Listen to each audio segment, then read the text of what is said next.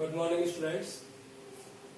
Class 12 chemistry chapter है रासायनिक बलगतिकी और इसमें टॉपिक है आपका प्रथम कोटि की अभिक्रिया के लिए वेग स्थिरांक। इससे पहले जो वीडियो थी उसमें बताया था अभिक्रियाओं की आणविकता और कोटि। शून्य कोटि की अभिक्रिया बताई थी, प्रथम कोटि की अभिक्रिया और द्वितीय कोटि की अभिक्रिया। तो प्रथम कोटि की अभिक्रिया के लिए व्यंजक स्थापित करना है। अब इसमें मैं आपको एक चीज समझाई थी मैंने आपको पहले कि अभिक्रिया की औसत दर या अभिक्रिया का वेग। अब यदि कोई अभिक्रिया है A, इससे प्रोडक्ट बनता है P। यदि प्रारंभिक समय यदि इसकी सांद्रता A मोल प्रति लीटर हो और उत्पाद की जो सांद्रता होगी वो 0 मोल प्रति लीटर होगी, क्योंकि जब अभिक्रिया प्रारंभ होती है तब अभिकारकों की ही सांद्रता होती है, उत्पाद की सांद्रता नहीं होती। यदि T समय बाद उत्पाद की सांद्रता हो जाए x मोल प्रति लीटर, तो अभिकारकों की सांद्रता होगी A माइनस x मोल प्रति लीटर। अब बात करते हैं आगे। अभिक्रिया की जो वेग होता है वो डिपेंड करता है उत्पाद और अभिकारकों की सांद्रता में परिवर्तन। तो dx ओवर होता है dt is proportional A minus x। यदि A माइनस x को इधर ले आए तो dx upon A minus x is proportional dt। तो प्रोपोर्शनल हटाते हैं तो आता है कांस्टेंट k। तो dx over A minus x बराबर k dt। इसको समीकरण 1 कर दें। समीकरण 1 का समाकलन कर लेते हैं तो होगा dx upon A minus x बराबर k समाकलन dt। तो समाकलन हटाते हैं तो आता है लॉग माइनस के लॉग A माइनस एक्स बराबर के टी प्लस सी। जहां इसको समीकरण कर दीजिए आप 2, जहां के सी जो है वो समाकलन स्थिरांक है।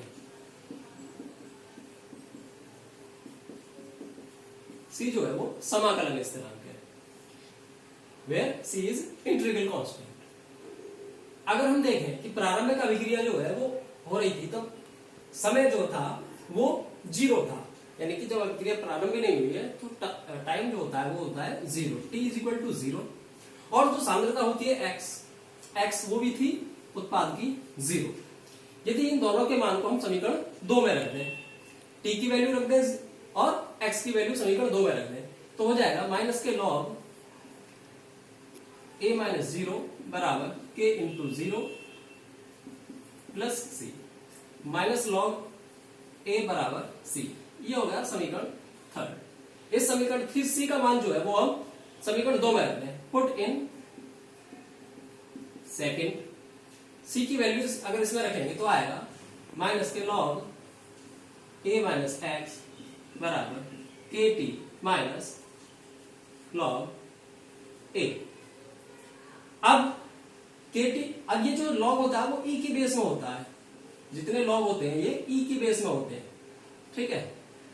अब इसको अगर हम सिंपल लॉग में लिखें, सिंपल लॉग में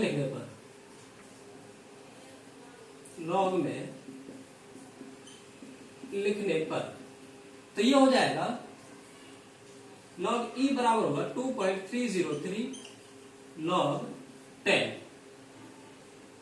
ठीक है। अब ये जो वैल्यू है हम इधर रख दें तो के टी बराबर हो जाएगा, या ऐसे कर लें, ये हो जाएगा लॉग, चलो के टी को ही लग देता है, के टी बराबर हो जाएगा 2.303 लॉग ए अपॉन ए माइनस एक्स। समीकरण ये जो है ये आएगी इस प्रकार से KT बराबर 2.303 लॉग ए अपॉन ए माइनस एक्स। यदि t को इधर ले आए तो k बराबर होगा 2.303 अपॉन टी लॉग ए अपॉन ए माइनस एक्स। तो ये जो है वो प्रथम कोटि की अभिक्रिया के लिए वेग स्थिरांक का व्यंजक होता है। इससे यदि हम डायरेक्ट वेग स्थिरांक निकालें, केवल डायरेक्ट वेग स्थिरांक निकालना हो या हमको समय दिया हुआ है और वेग स्थिरांक ज्ञात करना है। अर्धआयुकाल, मुख्यतः अर्धआयुकाल के लिए एक फॉर्मूला होता है k बराबर 0.693 अपॉन टी हाफ, क्योंकि आधा समय जब अभिक्रिया का होता है कि अभिकारक से उत्पाद बनने में जितना आधा समय जाता है 50% अभिक्रिया पूर्ण हो रही है, तो उसके लिए फॉर्मूला आता है k equal to 0.693 upon T half. अब ये कैसे आता है कि जो a है वो होता है 100%, किसी भी अभिक्रिया में 100% अभिकारक भाग ले रहे हैं। अब उत्पाद का जो सांद्रता है वो अगर 50% है तो a माइनस एक्स की वैल्यू अगर 50 हो जाए तो देखिए k बराबर 2.303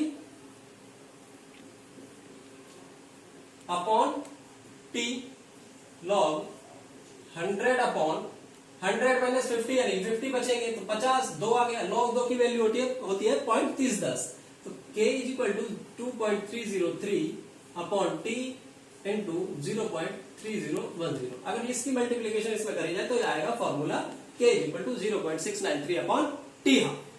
तो ये जो फॉर्मूला है वो वेग स्थिरांक के लिए, प्रथम कोटि की अभिक्रिया का वेग स्थिरांक और अर्धआयुकाल ज्ञात करने के लिए k is equal to 0.693 upon T half ज्ञात किया जाता है। तो प्रथम कोटि की अभिक्रिया के लिए वेग स्थिरांक का व्यंजक इस प्रकार स्थापित होता है। एक बार फिर से बता देता हूं मैं कि A से बनता है P, A की सांद्रता जो है वो 0 मोल पर लीटर और प्रोडक्ट की जो सांद्रता होगी वो 0 मोल पर लीटर होगी। यदि T समय बाद देखा जाए तो यदि X जो परमाणु है या X जो मोल है वो चेंज हो जाते हैं प्रोडक्ट में, तो A माइनस एक्स रह जाएंगे अभिकारकों के। समय के सापेक्ष अवकलन करेंगे तो dx upon dt is proportional A minus x. A minus x को पक्षांतर कर लेते हैं, प्रोपोर्शनल हटाते तो K आ जाता है।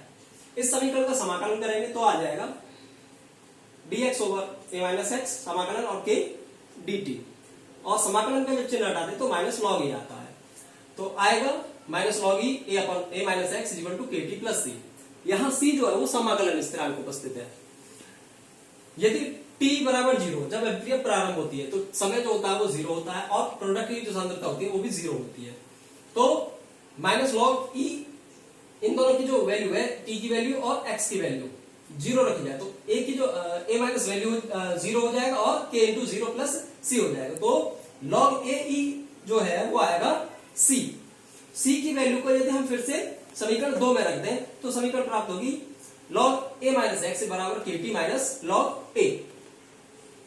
जो log e है इसको यदि सिंपल लॉग में लिखे तो आएगा log e equal to 2.303 log 10। जो log 10 होता है वो 10 की बेस में होता है, आपने पढ़ा भी होगा, मैथमेटिक्स वाले जो बच्चे होते हैं वो सभी जानते हैं। log 10 की जो वैल्यू होती है वो 1 होती है। अब इस मान को हम इस समीकरण में रख दें तो kt बराबर हो जाएगा 2.303 log a upon a minus x. यदि t को इधर ले जाए तो k बराबर 2.303 upon t log a upon a minus x, where k वेग स्थिरांक यानी कि velocity constant, t time, a complete concentration यानी कि जितनी सांद्रता पहले अभिकारकों की थी, और a माइनस एक्स अभिकारकों से उत्पाद बनने में जितनी सांद्रता में परिवर्तन हुआ है। यदि इससे हम अर्धआयुकाल निकालें तो होता है k equal to 0.693 upon T half, जो कि आता है अगर 50% अभिक्रिया पूर्ण हुई है तो a माइनस एक्स की जगह हम 50 रख दें तो आ जाता है log 2, और log 2 की वैल्यू होती है 0.3010 यानी कि 3010। तो 0.3010 की मल्टीप्लीकेशन कर दें इसमें 2.303 में तो फॉर्मूला आ जाएगा k equal to 0.693 upon T half. तो ये वैल्यू जो है वो कंप्लीट होती है। नेक्स्ट जो वीडियो होगी उसमें आपको आगे के जो टॉपिक्स हैं इस चैप्टर के वो मिलेंगे। चैनल को सब्सक्राइब करें, लाइक करें।